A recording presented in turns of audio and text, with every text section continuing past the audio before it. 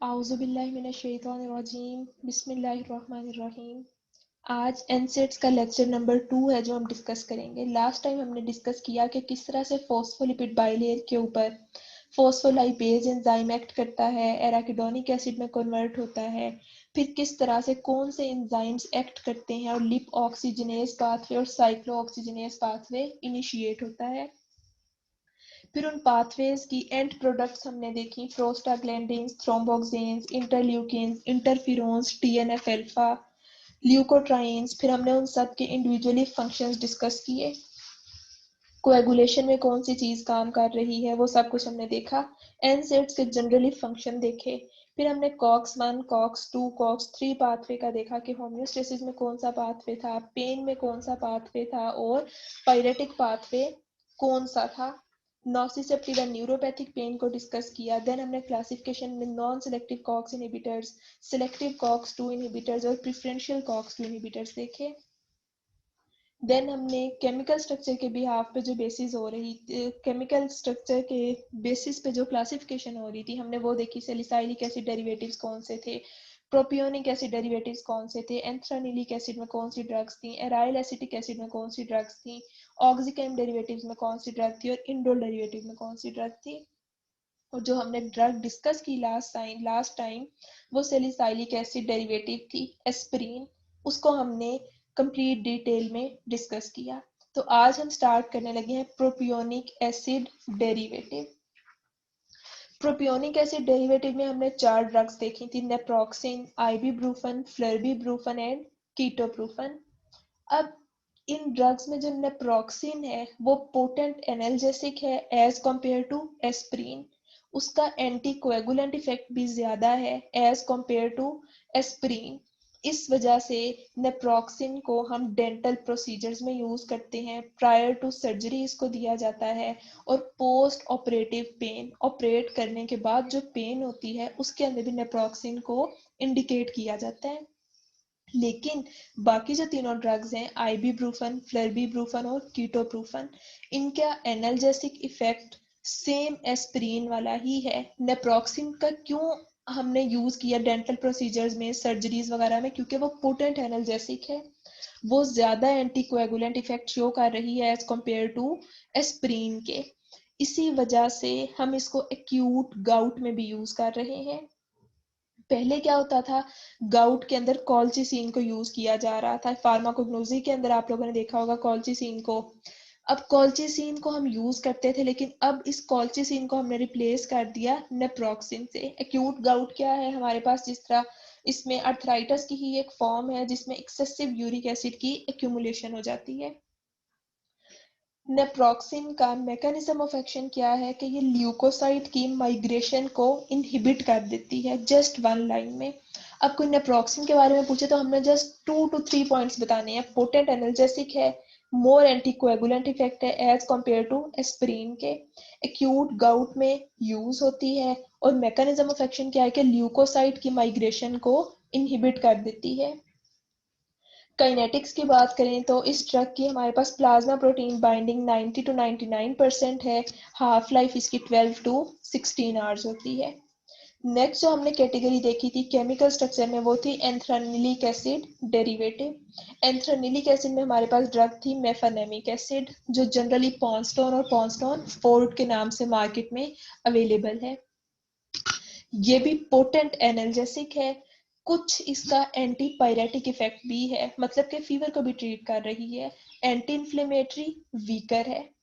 पीछे हमने क्या कहा था, नेप्रोक्सिन पोटेंट एनाल्जेसिक और मोर एंटीकोएगुलेंट है। ये पोटेंट एनाल्जेसिक है मेफानेमिक एसिड, कुछ एंटी पायरेटिक और वीकर एंटी इन्फ्लेमेटरी इफेक्ट भी है। वो कहाँ यूज हो रही थी, एक्यूट गाउट में। रिलेट करके आप लोग जब पढ़ेंगे तो आपको इजीली अब मेमोराइज बंदा कर सकते हैं। मेफानेमिक एसिड कहाँ यूज हो रही है, स्मूथ मसल्स पेन में, जॉइंट पेन में, स्केलेटल मसल पेन में।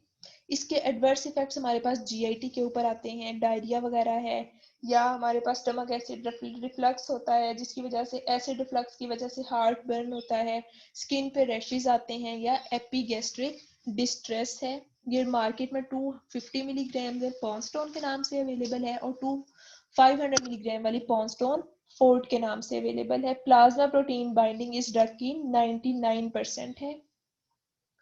देन अगली जो कैटेगरी है ऑक्सीकैम डेरिवेटिव। ऑक्सीकैम डेरिवेटिव में हमने कौन सी ड्रग देखी थी? पायरोक्सिकैम। पायरोक्सिकैम गुड एनाल्जेसिक है, गुड एंटी इंफ्लेमेटरी है, गुड एंटी पायरेटिक इफेक्ट है। लास्ट हमने जो देखी मेफेनेमिक एसिड, वो पोटेंट एनाल्जेसिक थी लेकिन सम एंटी पायरेटिक और वीकर एंटी इंफ्लेमेटरी था। पायरोक्सिकैम की तीनों इफेक्ट्स गुड आ गए, एनाल्जेसिक भी, एंटी इंफ्लेमेटरी भी और एंटी पायरेटिक भी। पायरोक्सिकैम हमने क्लासिफिकेशन में कहाँ देखा था? Reversible non selective COX inhibitor था। एस्प्रिन हमारे पास कॉम्पिटेटिव था। Piroxicam non selective COX inhibitor. इसका मैकेनिज्म ऑफ एक्शन क्या है कि ये आईजीएम एंटीबॉडीज की माइग्रेशन को डिक्रीज कर देती है।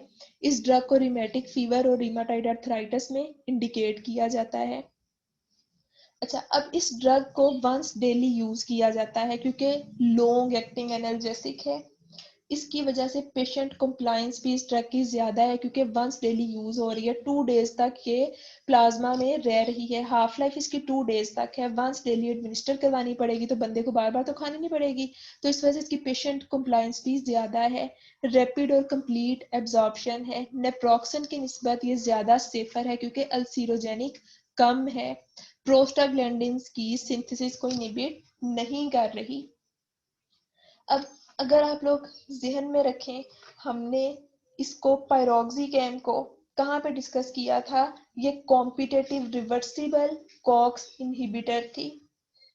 हमने क्लासिफिकेशन देखी थी non selective COX inhibitor, selective COX 2 inhibitor. जो नॉन सेलेक्टिव कॉक्स इनहिबिटर थे वहां पे पायरोक्सिकैम हमने डिस्कस की। तो इस पायरोक्सिकैम के लेस अल्सीरोजेनिक इफेक्ट्स हैं क्योंकि प्रोस्टाग्लैंडिन सिंथेसिस को इनहिबिट नहीं कर रही। एडवर्स इफेक्ट्स इसके भी वही स्किन रैशेस आ रहे हैं। नेक्स्ट ड्रग है इंडोल डेरिवेटिव जिसमें है इंडोमेथासिन। ये थोड़ी इंपॉर्टेंट है बाकियों की निस्बत, मतलब like paper point of view से ये ड्रग अक्सर पेपर में आ जाती है, इस पे शॉर्ट नोट। अब इंडोमेथासिन आई से स्टार्ट हो रही है तो इसका इन्फ्लेमेटरी इफेक्ट सबसे ज्यादा है, एनाल्जेसिक कम है और एंटीपायरेटिक भी है लेकिन कुछ फ्यूअर या हम सम का वर्ड यूज कर सकते हैं। तो इंडोल डेरिवेटिव में आई से इंडोल डेरिवेटिव, आई से ही इंडोमेथासिन और आई से ही इन्फ्लेमेटरी इफेक्ट सबसे ज्यादा है। एनाल्जेसिक कम, एंटीपायरेटिक भी कुछ कुछ। ये ड्रग है रिजर्व्ड लाइन ड्रग। कहाँ पे? सोरिएटिक अर्थराइटिस के अंदर। इसमें होता क्या है कि स्किन के ऊपर रेड रैशेस अपीयर हो जाते हैं। ये ड्रग हम कब यूज करते हैं? जब फर्स्ट लाइन सेकंड लाइन के एजेंट्स जो हैं इनइफेक्टिव हो जाते हैं, उनसे बंदे के अंदर कोई चेंजेस नहीं आ रही, बंदा रिकवर नहीं कर रहा, तब हम इस ड्रग को यूज करेंगे, इंडोमेथासिन को। ये रिजर्व ड्रग है हमारे पास। प्लाज्मा प्रोटीन बाइंडिंग इस ड्रग की 90% है। हाफ लाइफ इसकी 2 to 5 आवर्स होती है। इसके साइड इफेक्ट्स भी बाकी जो हमने अभी तक 4 ड्रग्स की डिस्कस, उसके निस्बत इसमें जो साइड इफेक्ट्स आ रहे हैं वो भी बहुत इंपॉर्टेंट है। लाइक इसमें हेलुसिनेशंस आ रहे हैं, डेलूजन्स आ रहे हैं, डिप्रेशन है, साइकोसिस है, डिजीनेस है, मेंटल बंदा कंफ्यूज रहेगा, माइग्रेन, फ्रंटल हेडेक है, एटेक्सिया जिसमें ब्लर्ड विजन होगा, ड्रंकन गेट। गेट किसे कहते हैं? बंदे का चलना फिरना। तो आपका जो चलना फिरना बंदा जिस तरह लड़खड़ा के चल उस तरह से चलेगा, वो नॉर्मल अपनी मूवमेंट नहीं रख सकेगा। एक जो मेजर हमारे पास एडवर्स इफेक्ट इस ड्रग से साइड इफेक्ट आ रहा होता है वो ल्यूकोपीनिया है। रिस्क ऑफ ब्लीडिंग होगा जिसकी वजह से। देन कॉन्ट्रा इंडिकेशन, जब इस ड्रग से हेलुसिनेशंस और डेलूजन्स वगैरह हैं तो इसको साइकोटिक पेशेंट्स में भी नहीं देंगे, एपिलेप्टिक पेशेंट्स में भी नहीं देंगे, और किडनी डिजीज, वो लोग जिनकी किडनी कंप्रोमाइज है उन लोगों में भी हम इसको नहीं देंगे। किस ड्रग को? इंडोमेथासिन को। तो इंडोमेथासिन का सबसे इंपॉर्टेंट पॉइंट यही है, 2-3 के रिजर्व ड्रग है, ल्यूकोपीनिया जिसके एडवर्स इफेक्ट्स हैं, अटैक्सिया हो रहा है, कॉन्ट्रा इंडिकेटेड है साइकोटिक, एपिलेप्टिक और किडनी डिजीज पेशेंट्स में। बाकी ड्रग्स में भी हमने कॉन्ट्रा इंडिकेशंस किसी की मेंशन नहीं की, लेकिन इस ड्रग का डिफरेंस है एज कम्पेयर टू बाकियों के। देन आ जाती हैं हमारे पास नॉन सिलेक्टिव कॉक्स इनहिबिटर्स में कीटोरोलैक, जो कि कॉम्पिटेटिव रिवर्सिबल कॉक्स इनहिबिटर था। कीटोरोलैक जो है हमारे पास पोटेंट एनाल्जेसिक है, इसको जो नारकोटिक्स हैं उसके केबिन में रखा जाता है। कीटोरोलैक पोटेंट एनाल्जेसिक है, मॉडरेट एंटी इंफ्लेमेटरी इफेक्ट भी है इसका। एफिकेसी इक्वल इसकी मॉर्फिन के ही इक्वल होती है। इसको माइग्रेन में, पोस्ट ऑपरेटिव पेन में और डेंटल प्रोसीजर्स में इंडिकेट किया जाता है। ओरल भी अवेलेबल है, इंट्रामस्कुलर भी अवेलेबल है, लेकिन ओरल देने से जीआईटी पे एडवर्स इफेक्ट्स आने लग जाते हैं, nausea, vomiting, diarrhoea, abdominal pain, ulcers, dyspepsia, epigastric distress और ब्लॉटिंग वगैरह। इस वजह से हम इन साइड इफेक्ट्स को ओवरकम करने के लिए इंट्रामस्कुलर रूट प्रेफर करते हैं। हाई प्लाज्मा प्रोटीन बाइंडिंग है इस ड्रग की, हाफ लाइफ 5 to 7 आवर्स है, 60% ये unchanged in the urine excrete हो रही होती है। तो ओरल और आईएम दोनों रूट्स हैं, लेकिन ओरल पे जीआईटी पे डिस्कम्फर्ट और एडवर्स इफेक्ट्स, जिसकी वजह से हम कौन सा रूट प्रेफर करेंगे, आईएम, ताकि हमारे पास इंट्रामस्कुलर रूट से देंगे तो ओरल के जो एडवर्स इफेक्ट्स थे वो नहीं आएंगे। नेक्स्ट हमारे पास ड्रग है प्रिफरेंशियल कॉक्स 2 इनहिबिटर्स, जिसमें है निम्सोलाइड। निम्सोलाइड प्रिफरेंशियल कॉक्स 2 इनहिबिटर है, वीक प्रोस्टाग्लैंडिन सिंथेसिस इनहिबिटर है, इनहिबिट करती है टीएनएफ अल्फा की भी सिंथेसिस को और फ्री रेडिकल्स को। Plasma protein binding 99%, half life इसकी 4 to 5 आवर्स। इसको स्पोर्ट्स इंजरीज में, साइनसाइटिस में, जो नेजल साइनसिस में इन्फ्लेमेशन हो जाती है, डेंटल प्रोसीजर्स में, अर्थराइटिस में, ईयर नोज थ्रोट की इन्फ्लेमेशन में, पेन में, प्रोसीजर्स में वहाँ यूज किया जाता है। एडवर्स इफेक्ट्स इसके उसी तरह जीआईटी पे आते हैं। उसके अलावा सोमनोलेंस, जिस तरह हमारे पास टर्म यूज हो रही होती है इंसोम्निया। इंसोम्निया हमारे पास क्या होता है, रात को नींद नहीं आ रही है आपको, तो सोमनोलेंस में क्या है, नींद बहुत ज्यादा आ रही है। तो इंसोम्निया और सोमनोलेंस एक दूसरे के ऑपोजिट है, और निम्सोलाइड में एडवर्स इफेक्ट्स में सोमनोलेंस और जीआईटी डिस्टरबेंसेस हैं। नेक्स्ट जो हमारे पास ड्रग है वो है सिलेक्टिव कॉक्स 2 इनहिबिटर, वो है सेलीकॉक्सिब। अब सेलीकॉक्सिब सिलेक्टिवली जाके कहाँ पे इनहिबिट कर रही है, कॉक्स 2 पाथवे को, जो पेन में इन्वॉल्व था। कॉक्स 3 फीवर में था, कॉक्स 1 होम्योस्टेसिस और प्रोटेक्टिव एक्शन ज्यादा कर रहा था। इस ड्रग ने जाके क्या किया, सिलेक्टिवली कॉक्स 2 को इनहिबिट किया।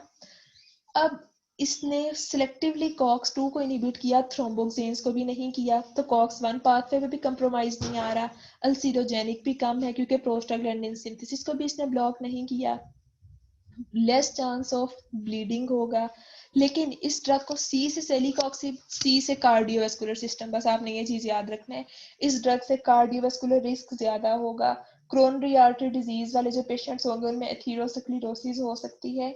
इस ड्रग को heart diseases, myocardial infarction, chronic heart failure, ischaemic heart disease, hypertensive patients में हमने एडमिनिस्टर नहीं करवाना। कोई भी पेशेंट जिसका सीवीएस कंप्रोमाइज्ड है, कार्डियोवास्कुलर रिस्क है उसमें, उन पेशेंट्स में सेलीकॉक्सिब कॉन्ट्रा इंडिकेटेड है, हम एडमिनिस्टर नहीं करवा सकेंगे। क्यों, अब थ्रोम्बोक्सेन्स का काम क्या था, ब्लड कोएगुलेशन करवाना। अब उस बंदे में ऑलरेडी हमारे पास क्लॉटिंग हुई हुई है, थ्रोम्बोक्सेन्स ने वहां पे ब्लड कोएगुलेशन करवा देनी है, क्लॉट फॉर्मेशन होगी, तो जिसकी वजह से मायोकार्डियल इंफार्क्शन का रिस्क और ज्यादा इंक्रीज कर जाएगा, एडवर्स इफेक्ट्स और ज्यादा आएंगे। इस वजह से ये ड्रग कॉन्ट्राइंडिकेटेड है कार्डियोवास्कुलर पेशेंट्स के अंदर।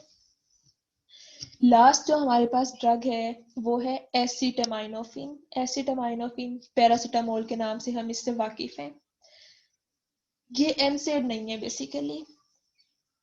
ये जिस तरह हमने बात की थी क्लास में, क्लासिफिकेशन में, नॉन सेलेक्टिव इनहिबिटर्स हैं, सिलेक्टिव कॉक्स 2 इनहिबिटर्स हैं, प्रेफरेंशियल कॉक्स 2 इनहिबिटर्स हैं, उधर हमने कहीं भी पैरासीटामोल को डिस्कस नहीं किया, एसिटामाइनोफिन को। इसको हम एनसेड्स में क्यों इंक्लूड कर रहे हैं, इसका एनाल्जेसिक इफेक्ट एस्प्रिन की तरह ही है, लेकिन सिर्फ मैकेनिज्म डिफरेंट है। एनाल्जेसिक है, मैकेनिज्म मुख्तलिफ होने की वजह से हम इसको यहाँ पे इंक्लूड कर रहे हैं। ये basically another class of drug है। इसका ज्यादा एक्शन कॉक्स 3 पाथवे पे आता है, जो पायरेटिक था, फीवर इंड्यूस करवा रहा था। वहां पे एंड प्रोडक्ट्स हमारे पास इंटरल्यूकिन्स थे, इंटरफिरोन्स थी, टीएनएफ अल्फा था। तो इसका ज्यादा एंटी पायरेटिक एक्शन है, क्योंकि ये कॉक्स 3 पाथवे को इनहिबिट करेगी। कॉक्स 3 पाथवे का काम था पायरेटिक, तो जब पाथवे इनहिबिट हुआ तो ड्रग का काम हो गया एंटी पायरेटिक, फीवर को ट्रीट करेगी। एनाल्जेसिक इफेक्ट इसका वही एस्प्रिन वाला है, लेकिन मैकेनिज्म सिर्फ मुख्तलिफ है। इसका मैकेनिज्म क्या है, ये थ्रेशोल्ड लेवल्स इंक्रीज कर देगी, पेन रिसेप्टर्स को सेंसिटाइज करेगी। अब थ्रेशोल्ड को यहाँ पे हम समझेंगे। पहले थ्रेशोल्ड हमारे पास वो मिनिमम लेवल है, जब वो अचीव होगा तो इम्पल्स जनरेट करेगी, जब वो लेवल अचीव नहीं हुआ होगा तो कोई स्टिमुलस नहीं आएगा। फॉर एग्जाम्पल, हमारे पास इस लेवल तक थ्रेशोल्ड था, ये लेवल अचीव होगा, इससे ऊपर जाएगा तो इम्पल्स जनरेट होगी। पैरासीटामोल ने क्या किया, एसिटामिनोफेन ने इस थ्रेशोल्ड को इंक्रीज करके यहाँ ले गई। अब पेन परसेप्शन हुई, लेकिन थ्रेशोल्ड अचीव ही नहीं हुआ, यहाँ से वापस वेव आने लग गई, तो क्या होगा, पेन परसीव नहीं होगी। पहले इस जगह पे था तो यहाँ से फौरन वो ऊपर चला गया और पेन परसीव होगी, तो इसने थ्रेशोल्ड को इंक्रीज कर दिया। थ्रेशोल्ड इंक्रीज होगा तो पेन परसीव नहीं हो सकेगी, जब तक वो थ्रेशोल्ड अचीव नहीं हो सकता। तो इसने एनाल्जेसिक इफेक्ट किस तरह से दिया, इसने थ्रेशोल्ड को इंक्रीज कर दिया ताकि वो थ्रेशोल्ड अचीव मुश्किल से हो। जब मुश्किल से अचीव होगा तो इम्पल्स जनरेट नहीं होगी, पेन परसेप्शन नहीं हो सकेगी, बंदा पेन परसीव नहीं करेगा। इस ड्रग के कोई भी एंटी इंफ्लेमेटरी इफेक्ट्स नहीं है, नेग्लिजिबल एंटी इंफ्लेमेटरी इफेक्ट्स हैं। साइड इफेक्ट्स जिस तरह हमने एस्प्रिन के केस में देखा था, इस ड्रग के ना तो लिवर पे साइड इफेक्ट्स हैं, ना स्लीप साइकिल पे, ना ब्लड पे, ना रिस्पायरेटरी सिस्टम पे, ना जीआईटी पे। जिस तरह हमने वहाँ पे रिस्पायरेटरी पे एसिडोसिस देखी थी, लिवर में इंसेफेलोपैथीज देखी थी, हिपेटोटॉक्सिसिटीज देखी थी, जीआईटी पे इतने सारे एडवर्स इफेक्ट्स देखे थे, अल्सर्स देखे थे, एनीमिया देखा था, ब्लैक टेरी स्टूल्स, मेलिना वगैरह, तो जीआईटी पे और डिफरेंट सिस्टम्स पे इफेक्ट्स आ रहे थे एस्प्रिन के, लेकिन एसिटामिनोफेन के कहीं पे भी इफेक्ट्स नहीं आ रहे। ये ओवर द काउंटर ड्रग है, ओटीसी ड्रग है, सेफर है, ओरली एब्जॉर्प्शन होती है इसकी, वेल एब्जॉर्ब्ड है, हाफ लाइफ इसकी 3 to 5 आवर्स होती है, टॉलरेटेड ड्रग है, पेशेंट कंप्लायंस भी अच्छी है। इस ड्रग का जस्ट 1/4 पार्ट है जो बाइंड करता है विद प्लाज्मा, लेकिन अब ये ड्रग क्या करती है, थ्रेशोल्ड लेवल्स को इंक्रीज कर रही है, रिसेप्टर्स को सेंसिटाइज कर रही है, तो काफी सालों बाद इस ड्रग से क्या होता है, न्यूरोपैथीज हो जाती हैं। न्यूरोपैथी से क्या मतलब है, हमारे पास डैमेज हो रहा है नर्व्स का, जिसकी वजह से क्या होगी, मसल्स वीकनेस होगी, नंबनेस होगी, टिंगलिंग होगी, उस अफेक्टेड एरिया में पेन स्टार्ट होगी। बेसिकली हैंड्स और फीट्स वगैरह में स्टार्ट होती है, लेकिन इससे दूसरे ऑर्गन्स भी इफेक्ट हो सकते हैं। तो outside the brain and spinal cord हमारे पास नर्व्स का डैमेज हो रहा है, उस डिसफंक्शन की वजह से न्यूरोपैथीज हो जाती हैं। टॉक्सिक डोज, लाइक हमने एस्प्रिन के केस में डिस्कस की थी, तो पैरासीटामोल की, एसिटामिनोफेन की टॉक्सिक डोज है 150 मिलीग्राम्स पर KG of the body wait, मतलब कि 10 ग्राम्स पर डे से ज्यादा अगर हम डोज एडमिनिस्टर करेंगे तो टॉक्सिसिटीज हो जाएंगी। बच्चों में इसकी, चिल्ड्रंस में पॉइजनिंग हो जाती है। इस ड्रग का मेटाबॉलिज्म कहाँ पे है, लिवर में, कॉन्जुगेशन और ग्लूकोरोनिडेशन के थ्रू। अब टॉक्सिक डोज, उसकी मैनेजमेंट, ये फार्मासिस्ट का रोल है, और ये हमें फिंगर टिप्स पे होना चाहिए, पेपर पॉइंट ऑफ व्यू से, ऑब्जेक्टिव पॉइंट ऑफ व्यू से, एंड इवन फॉर वाइवा भी। हमारे पास एस्प्रिन की फेटल डोज थी 15 to 30 grams per day, acetaminophen की है 150 मिलीग्राम्स पर KG of the body wait, या 10 ग्राम्स से ज्यादा पर डे।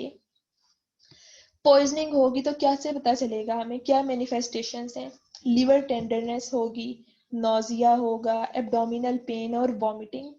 12 to 18 आवर्स के बाद हमने उसको ट्रीट नहीं किया पॉइजनिंग को, तो क्या होगा, hepatic necrosis, hypoglycaemia, renal tubular necrosis, cell death हो रही है, हिपेटिक की भी, रीनल सिस्टम की भी। हमने फिर ट्रीट नहीं किया उसको, 2 दिन बाद जॉन्डिस हो जाएगा, फिर ट्रीट नहीं किया, हायर डोजेस पे इवन डेथ भी हो सकती है। किस वजह से, इसका जो एक्टिव मेटाबोलाइट है वो है एन एसिटाइल पी बेंजोक्विनीन इमीन, नपकी इसको कहते हैं, एन एसिटाइल पी बेंजोक्विनीन इमीन। इसकी सेचुरेशन की वजह से सिम्टम्स आते हैं। कौन से सिम्टम्स? जो हमने भी मैनिफेस्टेशन ऑफ पॉइजनिंग में देखे, liver tenderness, vomiting, abdominal pain, nausea. 12 to 18 hours के बाद नेक्रोसिस आ रही थी, हाइपोग्लाइसीमिया था, नेक्रोसिस हिपैटिक और रीनल दोनों सिस्टम्स की।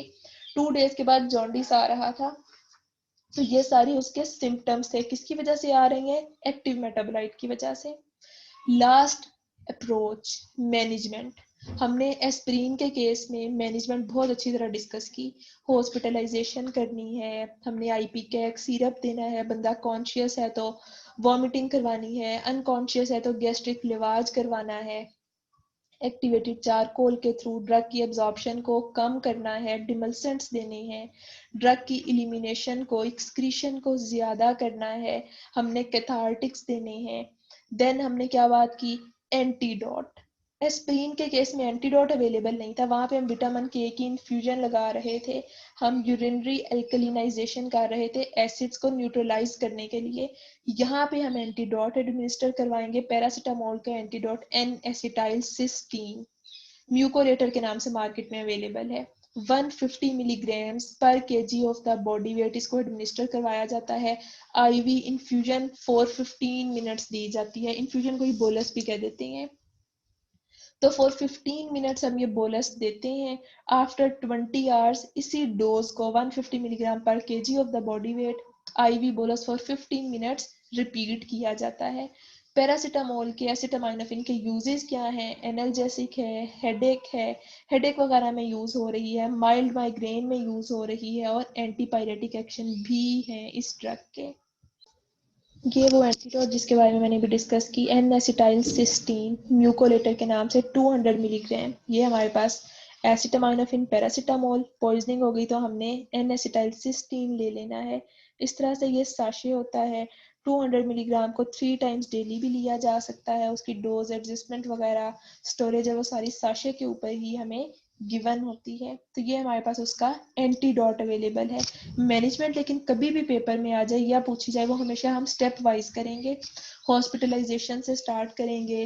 पेशेंट कॉन्शियस है तो हमने आईपी कैक सिरप के थ्रू इमेसिस करवानी है, अनकॉन्शियस तो गैस्ट्रिक लिवाज, ड्रग की एब्जॉर्प्शन कम करनी है, इलिमिनेशन ज़्यादा करनी है, डिमल्सेंट्स देनी है, कैथार्टिक्स देनी है, हमने वाइटल साइंस को मॉनिटर करना है, एयरवेज ब्रीथिंग सर्कुलेशन को, देन हमने डिकंटामिनेशन करनी है, सपोर्ट करना है वाइटल साइंस को, कोई आईवी लाइन वगैरह प्रोवाइड करनी पड़ी तो वो देनी है, रिस्पायरेशन को हमने असिस्ट करना है। लास्ट में हमने एंटीडोट एडमिनिस्टर करवाना है। और एंटीडोट कौन सा है, कितना एडमिनिस्टर करवाएंगे, इन्फ्यूजन होगी किस तरह से होगी, कितने टाइम पीरियड के लिए एडमिनिस्टर करवाई जाएगी, तो ये सब कुछ मेंशन करना होता है। I hope you all get this lecture. Inshallah, in next video we will start our next topic. Thank you.